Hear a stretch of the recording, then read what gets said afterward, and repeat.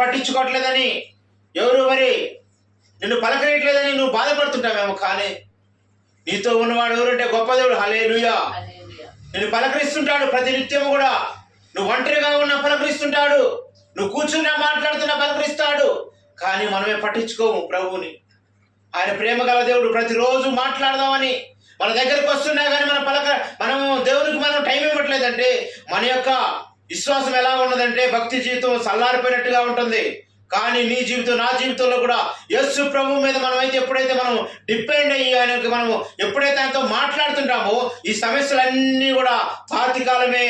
హల్లెలూయా. నీ హృదయం అనేది ఎప్పటికప్పుడు ఎలా ఉండాలంటే విశ్వాసంలో కట్టబడాలి.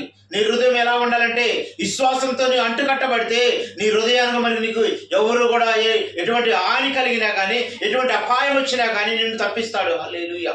ఎందుకంటే మనం చాలాసార్లు కృంగిపోతుంటాము. ఎవరు పట్టించుకోవట్లేదు, ఎవరు మాట్లాడట్లేదు, ఎవరు మరి నిందలేస్తున్నారు, అవమానపరుస్తున్నారని చాలాసార్లు ఒంటరిగా కూర్చొని బ్యాలెన్స్